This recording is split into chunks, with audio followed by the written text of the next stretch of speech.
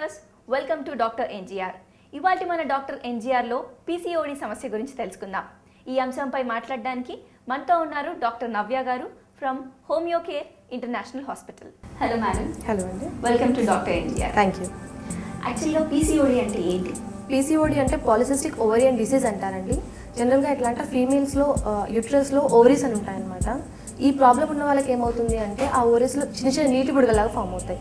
దీన్నే ఫాలికల్స్ అంటారు, సిస్ట్లు అని కూడా అంటారు అనమాట. ఇది మెయిన్గా దేని వల్ల వస్తుంది అంటే హార్మోనల్ ఇంబ్యాలెన్స్ వల్ల వస్తుంది. నార్మల్ ఫినామినల్ ఏంటి అంటే లైక్ యూట్రస్లో ఓవరీస్ అని ఉంటాయండి. ఎవ్రీ మంత్ ఎట్లా అంటే ఒక ఓవరీ నుండి రెండు ఓవరీస్ అని ఉంటాయన్నమాట. సో ఒక ఓవరీ నుండి ఎగ్ అనేది రిలీజ్ అవుతుంది.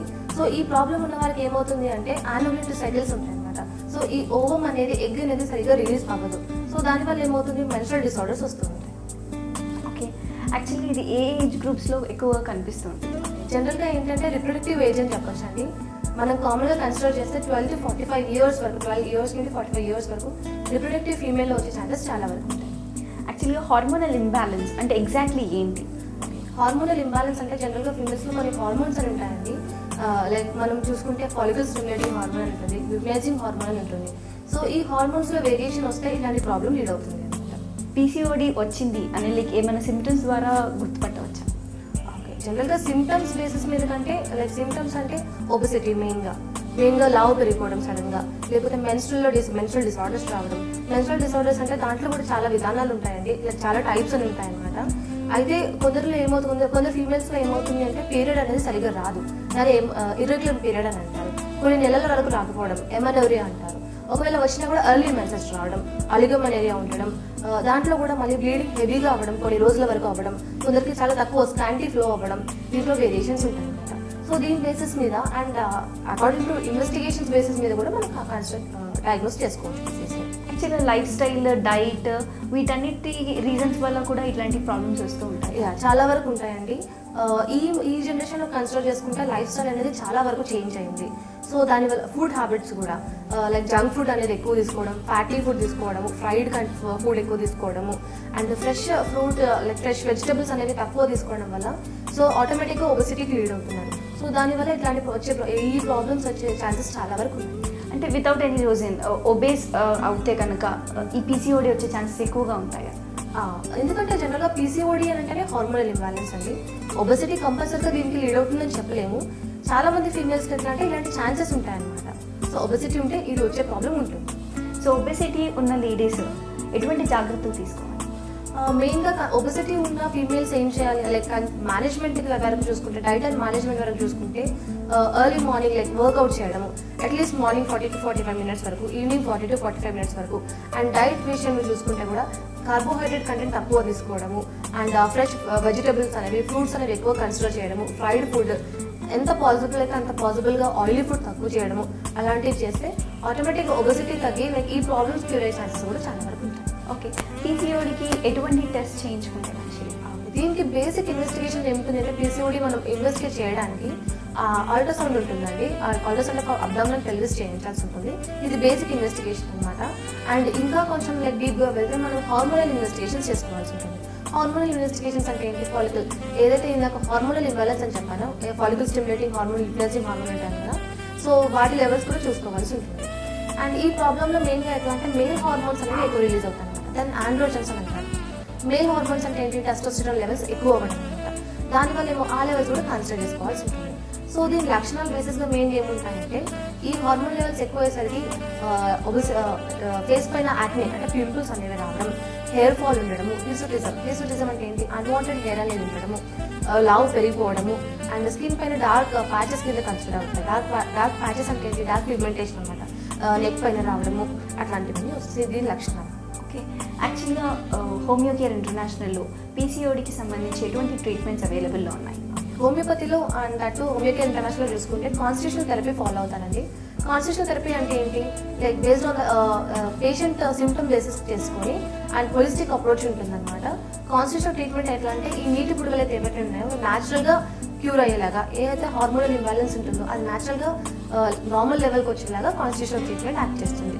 సో దీనివల్ల ఎట్లా అంటే వాళ్ళకి సొల్యూషన్ అనేది పర్మనెంట్గా ఉంటుంది. యాక్చువల్గా ఈ ఓవరీస్లో నీటి పుడుగలు అనేవి ఎందుకు వస్తాయి?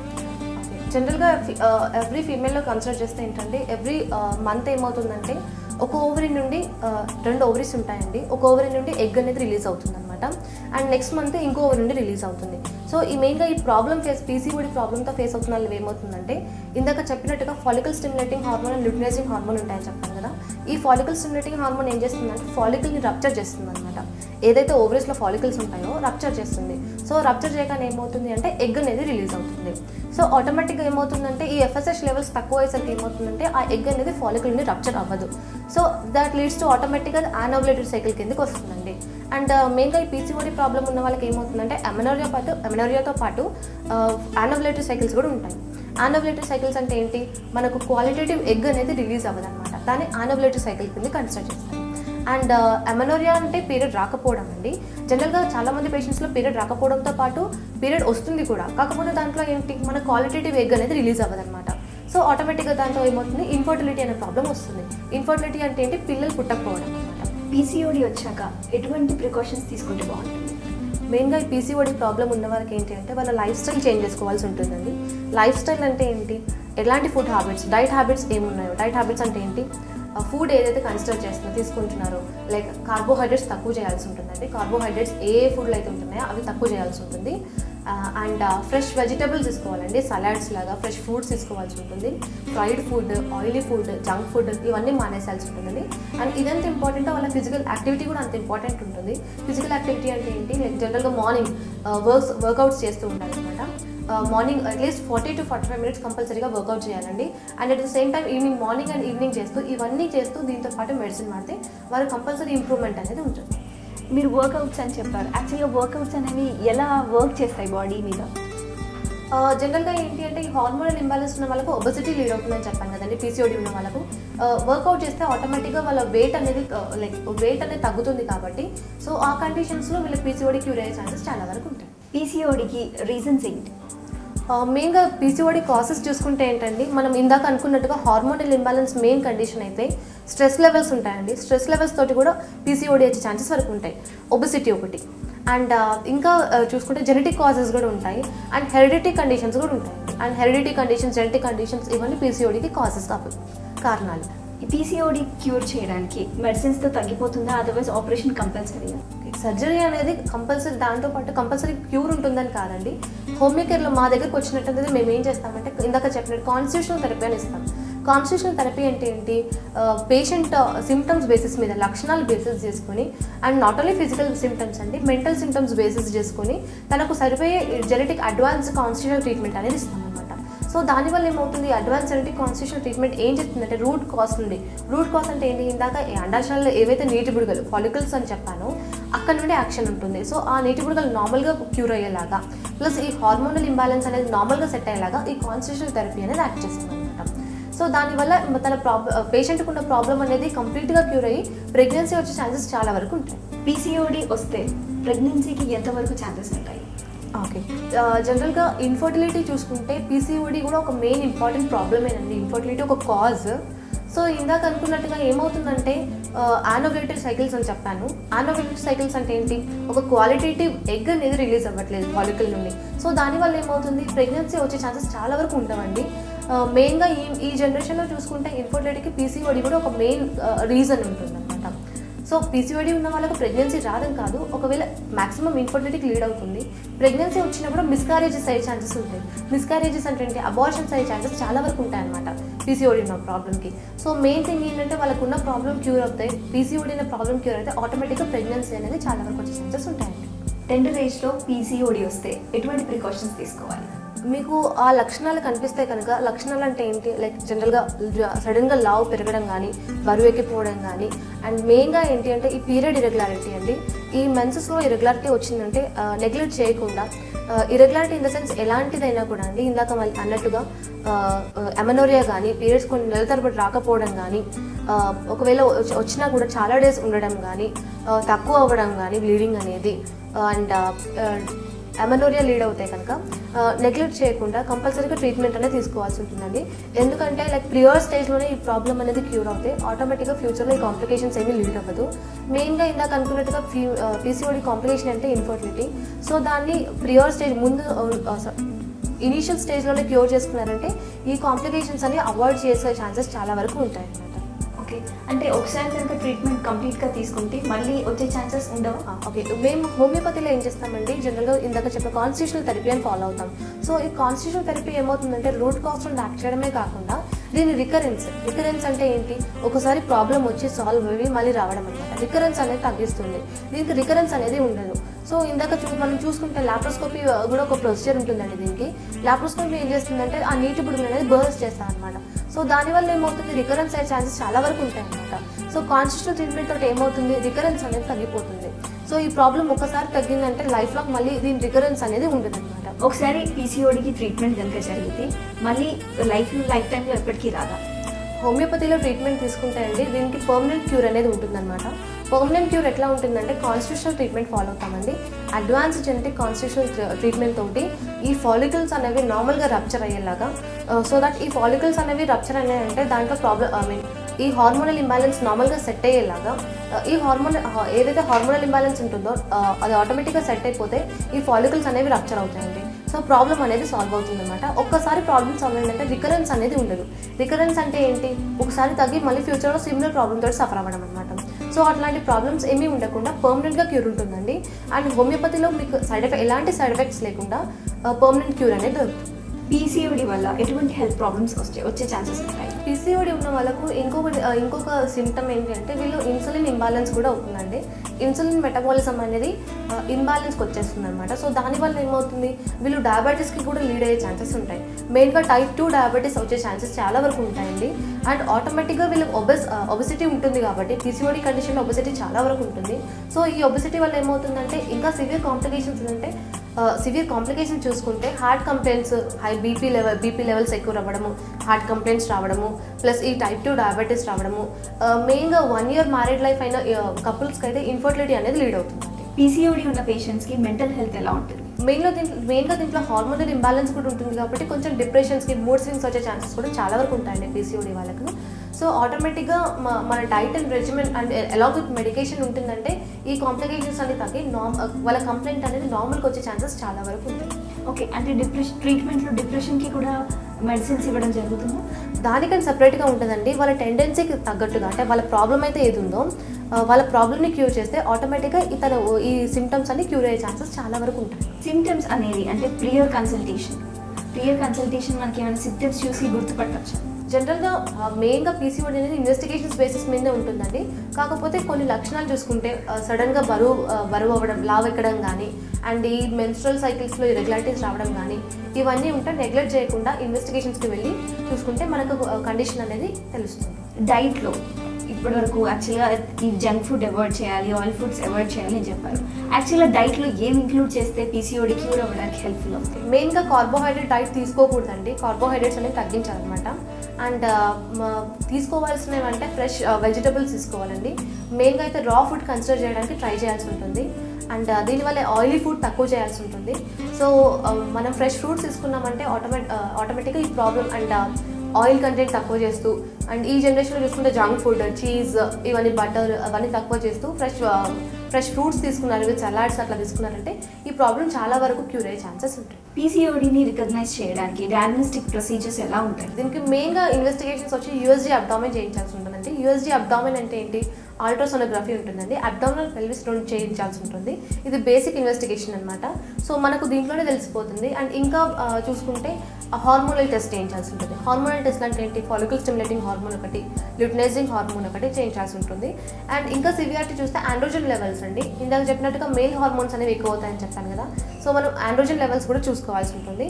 సో ఇన్సులిన్ రెసిస్టెన్స్ కూడా చేసుకోవాల్సి ఉంటుంది. ఇది చాలా సివియారిటీ ఉన్న వాళ్ళకి చేయించాల్సి ఉంటుంది. పీసీఓడి వల్ల మనం ఇంకే సిమ్టమ్స్ గమనించవచ్చు? పాలిసిస్టిక్ ఓవేరియన్ డిసీజ్ ఉన్న వాటిలో కామన్గా చూసుకుంటే అన్ని సిమ్టమ్స్ ఉండాలని ఉండవండి. జనరల్గా కొందరు పేషెంట్స్లో చూసుకుంటే ఒబెసిటీ ఉండొచ్చు, ఇంకా కొందరిలో చూసుకుంటే మెన్స్ట్రల్ ఇరెగ్యులారిటీ ఉండొచ్చు అనమాట. జనరల్గా ఈ మెన్స్ట్రల్ ఇరెగ్యులారిటీస్ చూసుకుంటే మనకి ఏమవుతుంది అంటే మెటరోజియా అని, మెనరోజియా అని, ఆలిగోమెనోరియా అని, యానోవలేటివ్ సైకిల్స్ అని, అమెనోరియా అని ఉంటుంది. ఇవన్నీ అంటే ఏంటి అంటే లైక్ జనరల్గా పీరియడ్ అనేది, మెన్సెస్ అనేది రాకపోవడం. కొందరు పేషెంట్స్లో చూసుకుంటే ఈ పీరియడ్ అనేది నెలల తరబడి రాకపోవడం ఉంటుంది.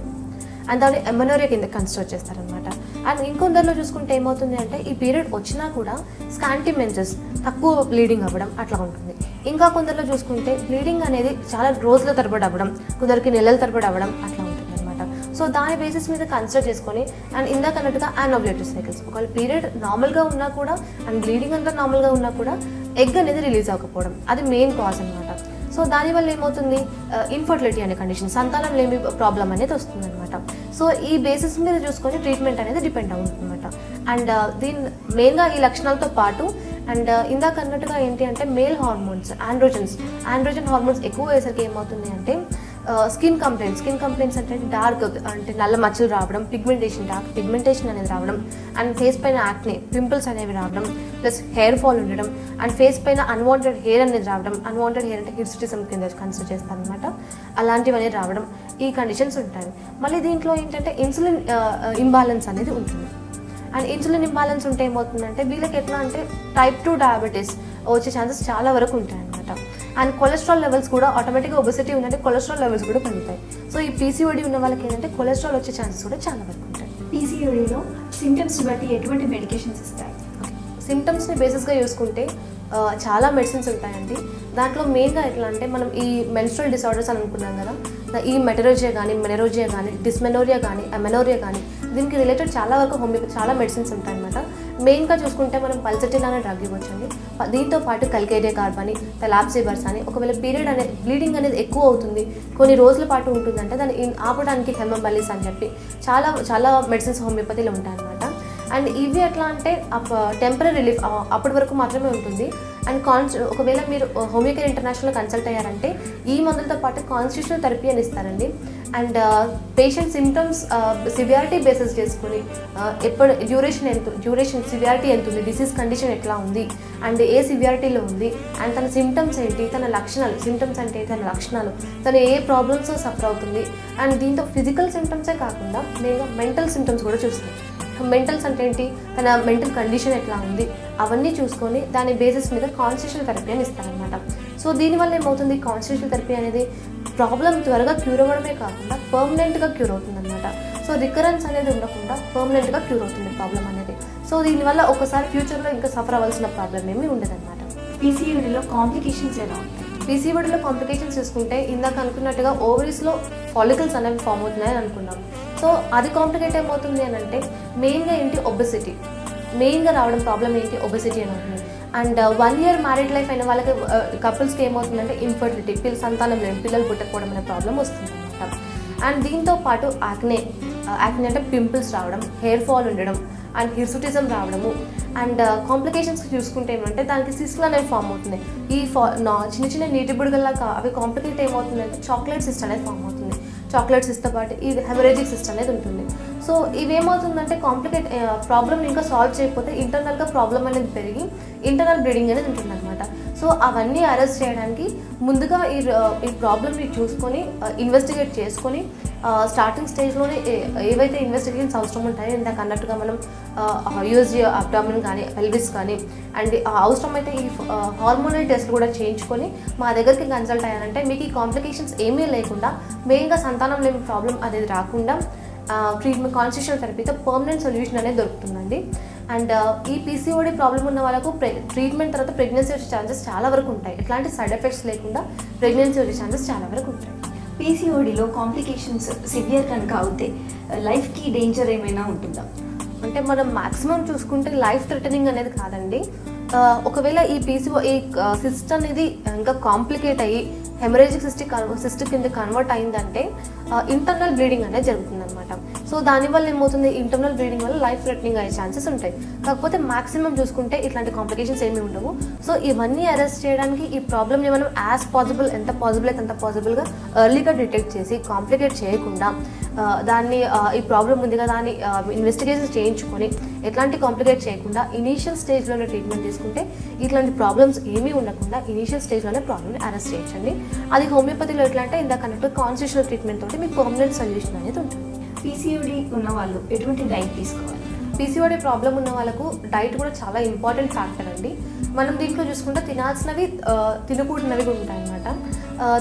తినాల్సినవి ఏంటి అంటే జనరల్గా మనకు కామన్గా తెలిసినవి ఏంటి అంటే ఫ్రెష్ వెజిటబుల్స్ తీసుకోవాల్సి ఉంటుందండి. మెయిన్గా సోయా బీన్స్ తీసుకోవాలి. దాంట్లో ఎట్లాంటి ఈస్ట్రోజన్ కంటెంట్ ఎక్కువ ఉంటుందన్నమాట. సో ఈ మెన్స్ట్రల్ ఇరెగ్యులారిటీస్ అనేవి క్యూర్ అయ్యే ఛాన్సెస్ చాలా వరకు ఉంటాయి. అండ్ ఫ్రెష్ వెజిటబుల్స్ తీసుకుంటూ, వాటర్ ఎక్కువ తీసుకుంటూ, అండ్ ఇందాక అనుకున్నట్టుగా ఫిజికల్ యాక్టివిటీ ఇవన్నీ మేనేజ్ చేస్తూ దీంతో పాటు మెడిసిన్ తీసుకున్నారంటే అండ్ ప్రాబ్లం అనేది త్వరగా క్యూర్ అయ్యే ఛాన్సెస్ చాలా వరకు ఉంటాయి. అండ్ దీంట్లో పీసీఓడి కండిషన్స్లో ఫుడ్ తీసుకొని రెస్ట్రిక్షన్స్ కూడా ఉంటాయన్నమాట. ఎలాంటివి అంటే చీజ్ కానీ, బటర్ కానీ, ఆయిలీ ఫుడ్స్ కానీ, ఫ్యాటీ ఫుడ్ కానీ, ఫ్రైడ్ ఫుడ్స్ కానీ, ఇవన్నీ జంక్ ఫుడ్ ఇవన్నీ అవాయిడ్ చేస్తూ, దీంతో పాటు టీ అండ్ కాఫీ ఇవన్నీ మ్యాక్సిమం అవాయిడ్ చేస్తూ ఇందాక చెప్పినట్టుగా ఫ్రెష్ వెజిటబుల్స్ అవన్నీ తీసుకుంటే ప్రాబ్లం అనేది చాలా వరకు క్యూర్ అవుతుంది. అండ్ ఈ పీసీఓడి ఉన్న వాళ్ళకు థైరాయిడ్ ఇంటర్రిలేటెడ్ చాలా వరకు ఉంటుందండి, థైరాయిడ్ ప్రాబ్లమ్స్. సో వీళ్ళకి ఏంటి అంటే కొంచెం క్యాబేజ్, కాలీఫ్లవర్ అనేది కొంచెం తగ్గించాలి. ఎందుకు మెయిన్గా అంటే దాంట్లో ఆక్సలేట్ కంటెంట్ అనేది ఎక్కువ ఉంటుంది. సో ఇవన్నీ హార్మోనల్ ఇంబ్యాలెన్స్కి రిలేట్ అవుతాయి కాబట్టి కొంచెం తగ్గించుకుంటూ ఇందాక చెప్పినట్టుగా ఏవైతే తినాల్సిన ఫ్రెష్ వెజిటబుల్స్, మెయిన్గా వాటర్ కంటెంట్ ఎక్కువ తీసుకోవాల్సి ఉంటుందండి. ఇవన్నీ ఫాలో అయ్యారంటే అండ్ దీంతో పాటు ఫిజికల్ యాక్టివిటీ ఇవన్నీ చేశారంటే ప్రాబ్లం క్యూర్ అయ్యే ఛాన్సెస్ చాలా వరకు ఉంటాయండి. And homeo care international constitutional therapy తోటి మీ ప్రాబ్లం చాలా వరకు కంప్లీట్గా క్యూర్ అయ్యే ఛాన్సెస్ చాలా ఉంటాయి. Thank you madam. Thank you for participating in doctor NGR. Thank you. ఇదండి ఇవాళ మన డాక్టర్ ఎన్జీఆర్. మరో టాపిక్తో మళ్ళీ కలుద్దాం. అంతవరకు నమస్కారం.